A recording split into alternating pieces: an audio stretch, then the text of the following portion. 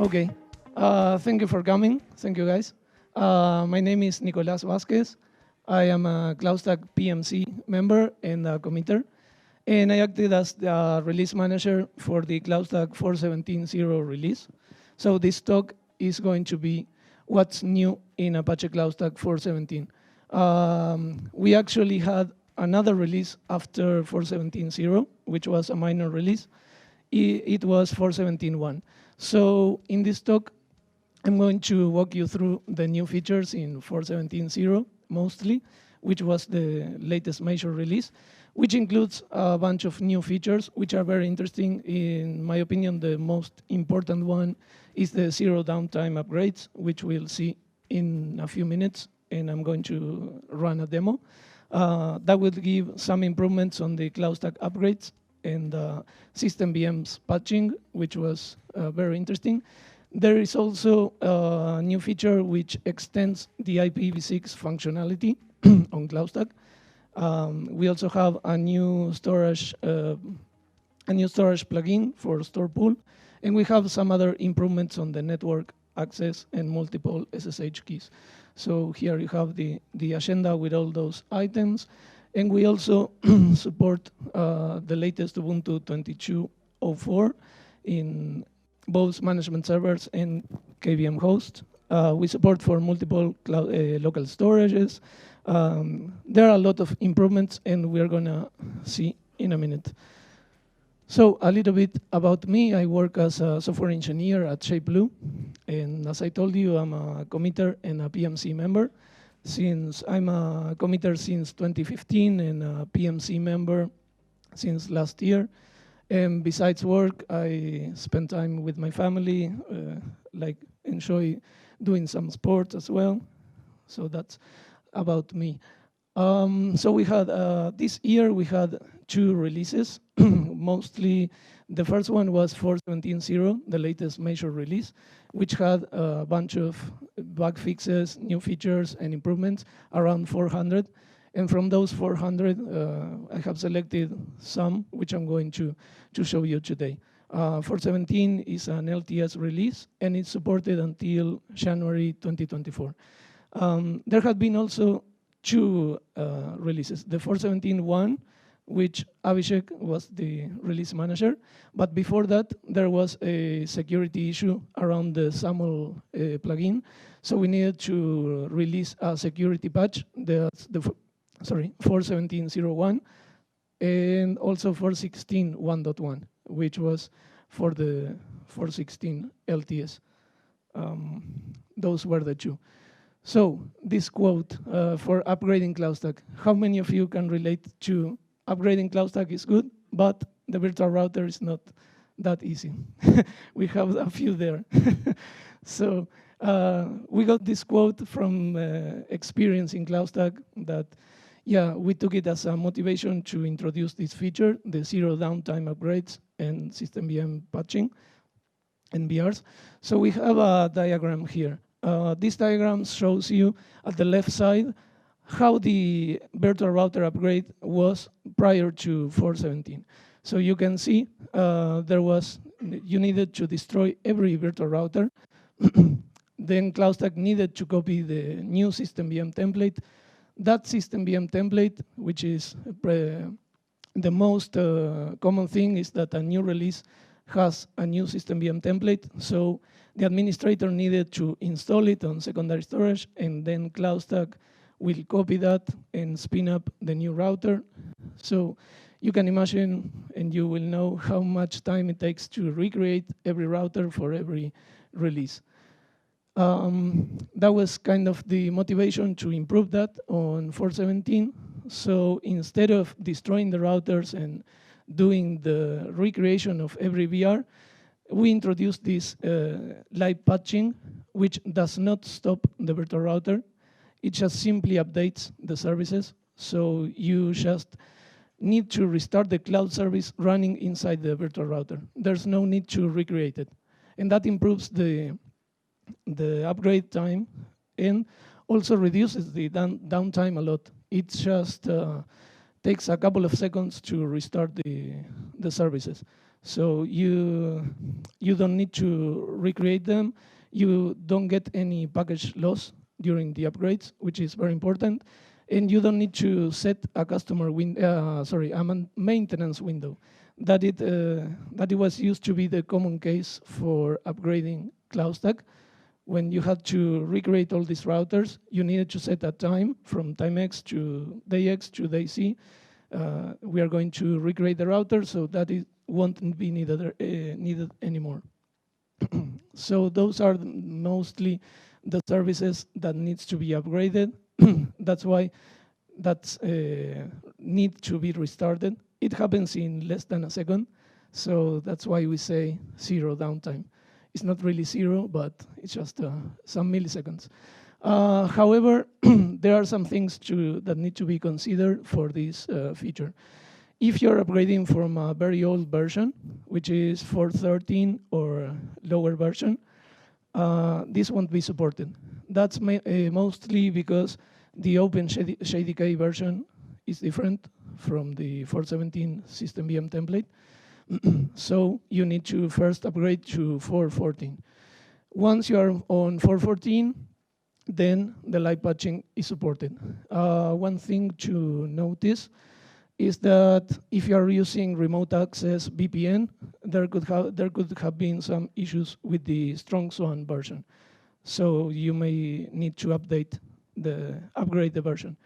But if you are upgrading from 4.15 or onwards, there's no issue. It is supported and should be a very smooth upgrade. Here we're seeing a virtual router view in CloudStack. You can see there's one column here, template version. There is software version as well, and there is the required upgrade. So those are new columns. The template version indicates the system VM template version running on the router. We see, for example, on this, that router needs upgrade. So it needs upgrade. The software version is not available because the router does not find the correct version in a special file that we're going to see in the demo. And the required upgrade column is computed from a special file there, checking the checksums and comparing it with the ones on the management server. I'm also going to show you in the demo. So that indicates that a router needs to be upgraded. And you can simply kick the live patching functionality. So this demo is going to be about 4.14 to 4.17. It's just a simple environment with one zone and just a few hosts. And we're going to see how we can do a live patching of a CPVM, how we can do live patching of a VPC router, and we'll see there's no downtime. So I have pre-recorded this, so I don't have to deal with network issues. Okay, this is the old UI for 4.14, and we'll see. There's a couple of networks there, and there is a VPC already defined in which we are going to add an internal load balancer. That will be to prove that the VPC virtual router live patching will also patch the internal load balancer, right? So now we have a VPC with one internal load balancer. We are going to assign it to a VM there in the VPC. And we also have an isolated network, which we will use it for proving that there is no package loss during the upgrade. So what we are going to show you in this VM, we are going to ping an IP and get just to prove that this will be running a ping command, and we are going to upgrade, and there is no loss of packages. So now we're going to ping 8.8.8. We need egress rules defined on on the network, because by default there is the deny rule, so it won't give you any response. So now we add the egress rule to the network. That's fine, and we will see yeah, the ping response. So we are going to leave that running, and now simply upgrade the URL for CloudStack from 4.14 to 4.17. And as this is a VMware environment, we'll only need to upgrade the management server. And yeah, I can fast forward this because there's no science on this. We'll just do an upgrade.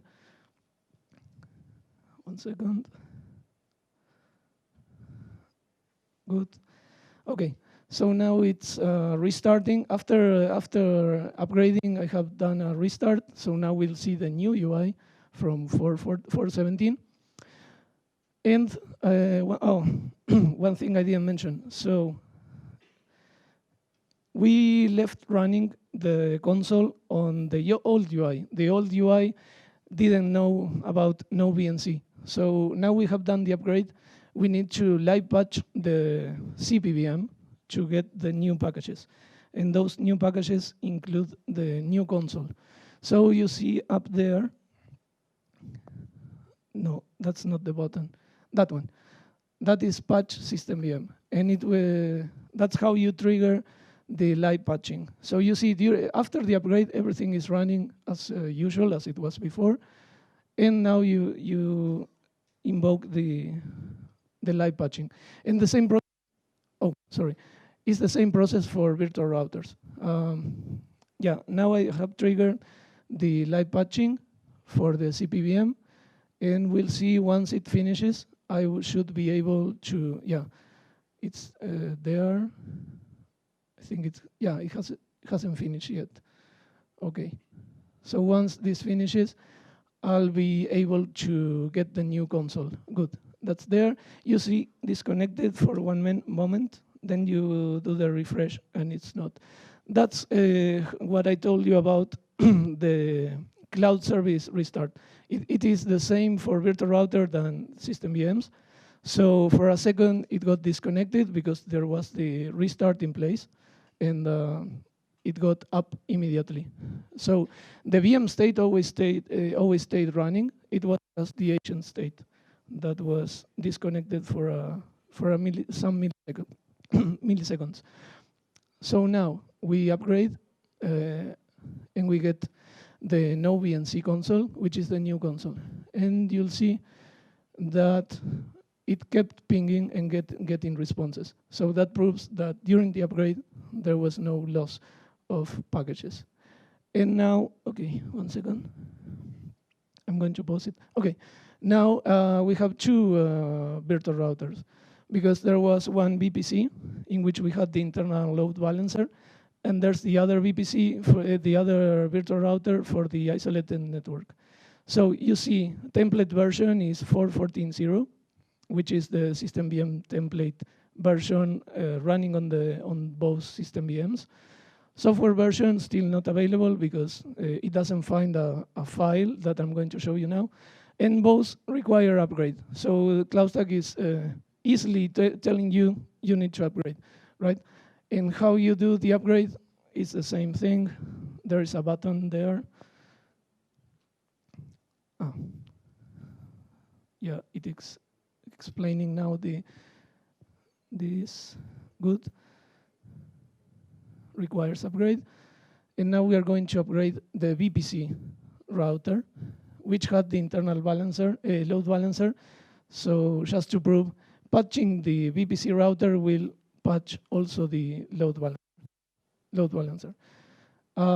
Yeah, this is the special file. I don't know if you can see it there, but 1 second. This is management server, and we are getting the checksum of a special file, which is the scripts file. So it's down here. This file, it's it's a compressed file which is passed to the system VMs once they are deployed. So that's replacing the system VM ISO, and we get that checksum. If the checksum does not match the checksum that we have on the router, then CloudStack will tell you requires upgrade.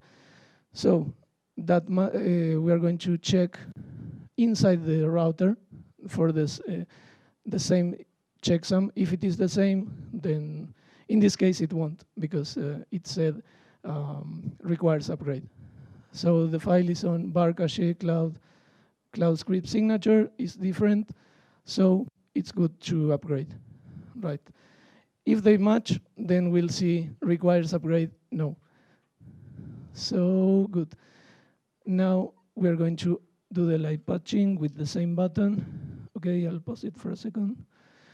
Okay, so once you do live patching of a virtual router, and if it is a VPC router, it will tell you that the operation is the same to restarting without network cleanup, but does not need to recreate the router. Yeah, that's why it doesn't need cleanup. Good, and that's how we trigger it. And I'm just showing the logs here to prove that the patching of the virtual router, which happens there, it will also try to patch the internal load balancer, which should be at the end. I'm gonna do fast forward for a second.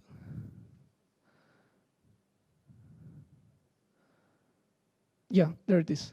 So if you see, it's patching B, which is the letter for internal load balancer. And that proves that also has been patched. So that was the demo. Giles, do you want to get some questions about this? Yeah, sure.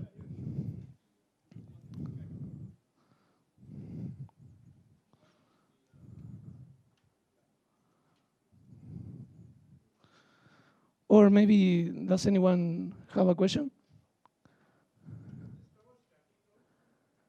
Static?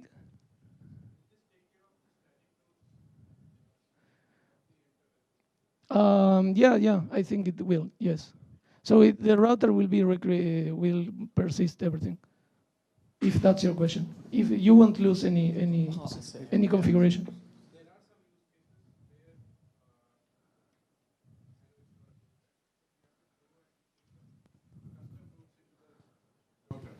Inside the router.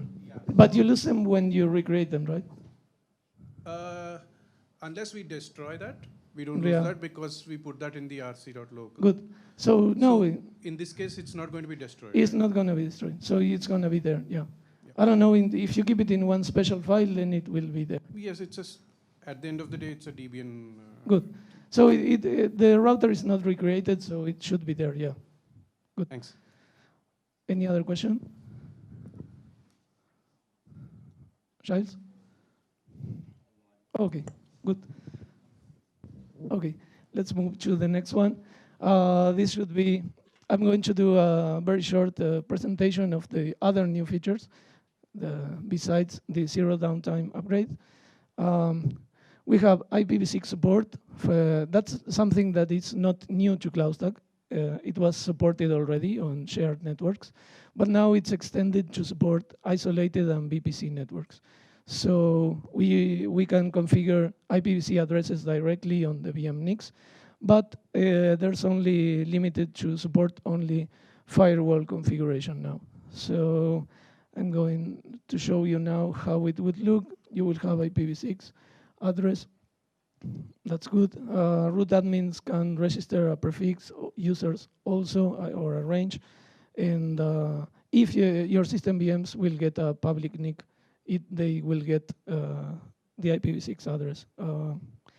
That's basically the extension of IPv6 into the isolated and VPC networks. So that's simply to show you where you can do it in the CloudStack UI.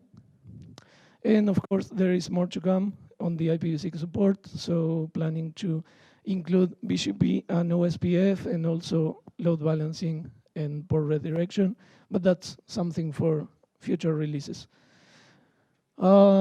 Next feature, Storpool storage plugin. So this is now integrated fully into CloudStack. This plugin was developed and was being used outside CloudStack, but this for 17 is the first release that includes it built in. So it lets users to manage the storage pools. It's only supported for KVM, but yeah, it provides block devices as raw disks. It uses the raw protocol. And yeah, it allows it only for KVM.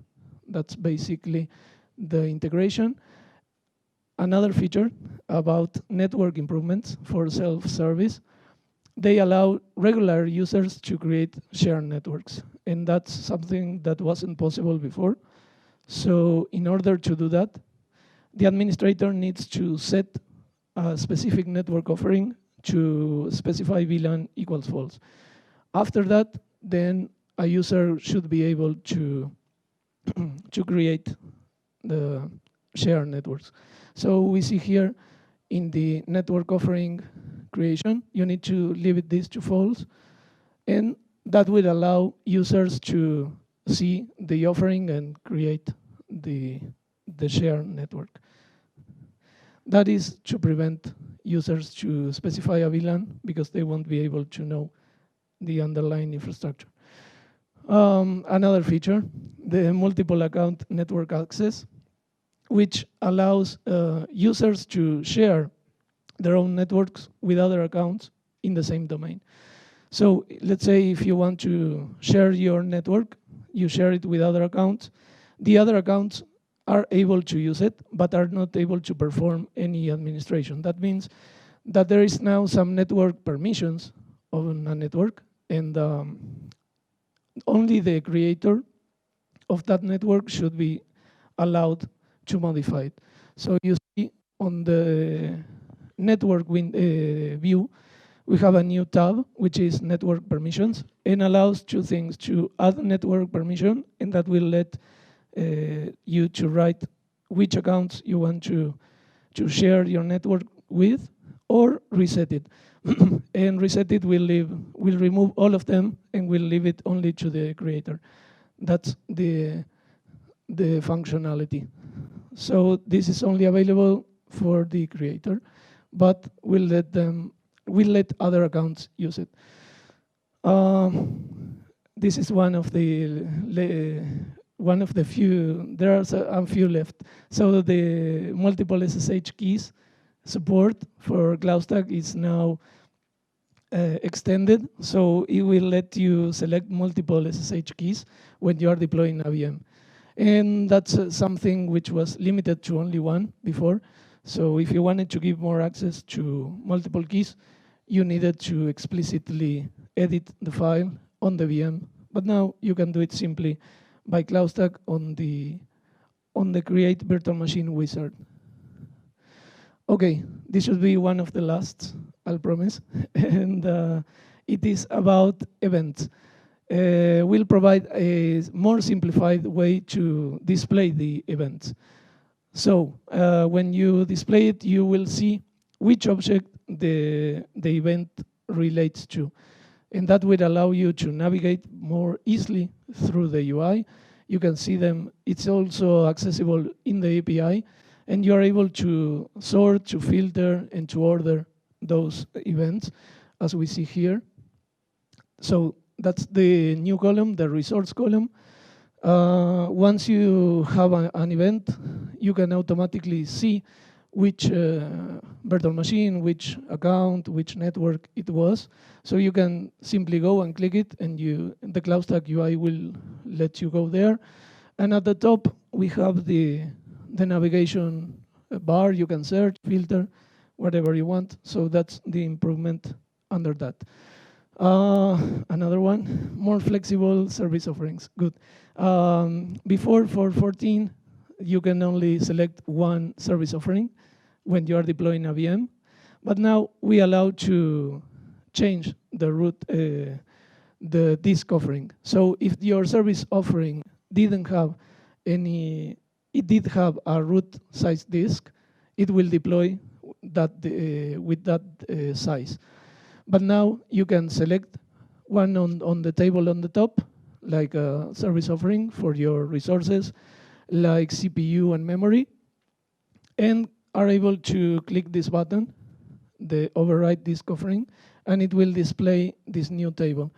So with this new table, you can select which disk offering you want for your root disk, independently of the size defined on the service offerings. Okay, serve and release IPs. I think this should be one of the latest. Users now can reserve public IPs, which will be reserved for in the DNS server, but it's not necessarily going to be used at that moment. So that will let users to reserve it very easily. We have the new state for the public IPs. So once you select a free IP, you go and click the top corner button to reserve it. And once you reserve it, then that public IP will be not usable and will be reserved for your account or project, whatever you want. And you see, when you want to acquire a new IP, you will see which ones are reserved and which ones are free. So if you have one that is reserved, you will know that you cannot use it. And this will be helpful for other systems integrations, like Ansible, for example, and you will know beforehand which IPs an IP VM will use. Good. There is also a new way to see statistics about your management server, usage server, and database server through the UI and API. And it's under infrastructure. You see management servers. It will give you information about the version, the uptime, when was the last time it was stopped. So all that kind of information is there, and it's very easily displayed, as well as the database statistics and usage server statistics. A lot of info easily available. So good. Just to mention a few others, there is support for multiple local storage for VM now, which was previously only one local storage pool per host. It is now extended. There are some improvements on instance and volume migrations and support for Ubuntu 22.04. Good. I think that's basically all the functionalities. That will leave some resources there and open for questions.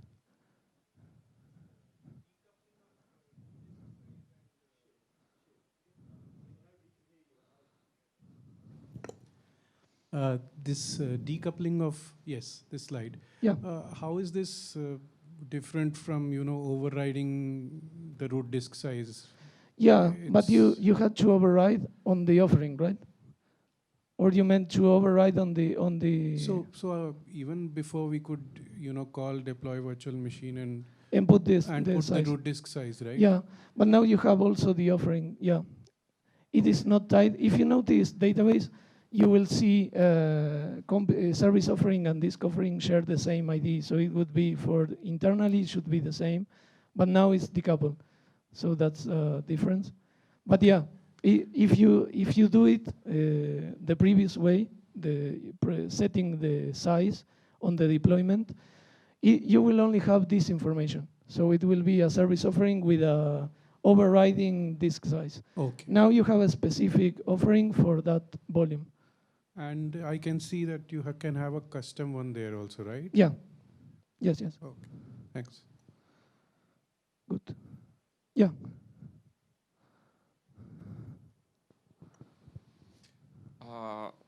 I'll continue this question. So when you override the root disk offering, this also includes QoS and primary storage pool for the root disk offering, not only the size, correct? I think so, yeah. It will get all the information from the offering, yeah. Yeah, and second question, the new feature that allows you to add additional SSH keys for the virtual machine. does it allow to add SSH keys on the running virtual machines, or only during the initial or during the creation of the virtual machine? I think, David, can you confirm? Both? Good. Yeah. Yeah, yeah. So you can add SSH keys while the virtual Yes. machine is running? Yeah. If it is existing already, you can add more. Yeah. And does it require restart of the virtual machine or not? It will, yeah. I'm confirming with David, who has worked on that. Okay, thanks. But yeah, thanks. Any other questions? Yeah.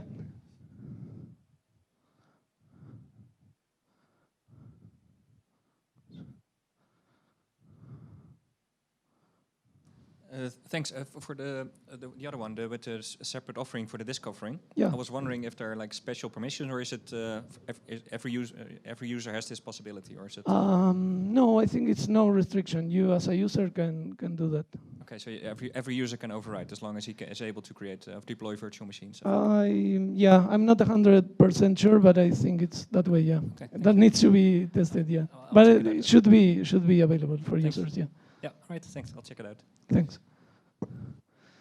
Good. Yeah.